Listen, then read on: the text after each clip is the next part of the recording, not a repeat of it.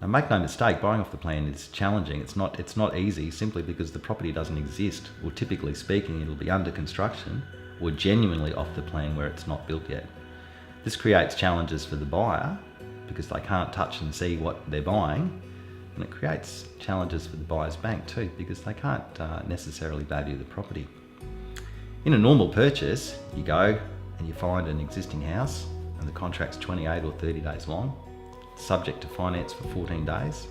The bank sends out a valuer, they value the property, and you move in within 30 days.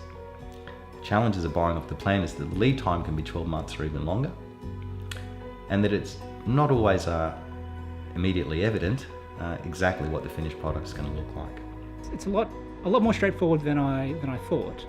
I mean, to be honest, in my case, I bought off the plan at a very late stage, so at least I could see the first half of the development already built. I could see people living in there. I could walk around the complex, and also the property that I was buying also had been partially built. So that gave me a bit more reassurance. But after going through the whole process, I think I have a lot less reservations if I was to consider off the plan in the future. For that reason, it's important for buyers to do their research and understand who they're doing business with, and particularly to understand the relationship between the front end, who's selling them the property, and the back end, who's going to be building it and completing it. What is their track record for delivering off the plan projects? How many have they done?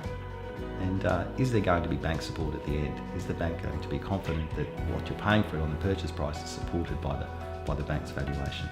Now, it is very important for first home buyers to enter a contract that is subject to finance, not a cash contract. It is very important because it allows the buyer's bank time to appoint a valuer to value that property. And even though the property is not built, the valuation will be done by what's called an off-the-plan valuation. So the bank will still go out and assess the proposed contract and what the buyer is buying and whether or not the purchase price is consistent with the market valuation. So at this point, once the bank has given the buyer a pre-approval and said yes, in principle, when this property is built, be that an apartment or a townhouse or even house and land package, that once it's built, we're going to provide you finance and we're going to give you the balance monies needed. That's a happy day for the buyer because they have a pre-approval. And on that basis, the buyer can have the confidence to affirm the contract and enter into a binding contract with the seller in an off-the-plan purchase.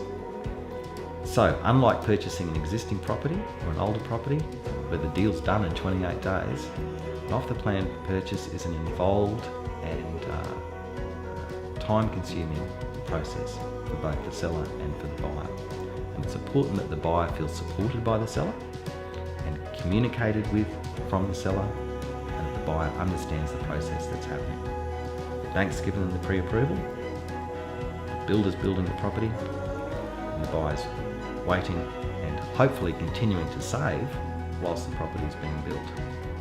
And that's an important advantage of buying off the plan as well, because that lead time can be used to the buyer's advantage.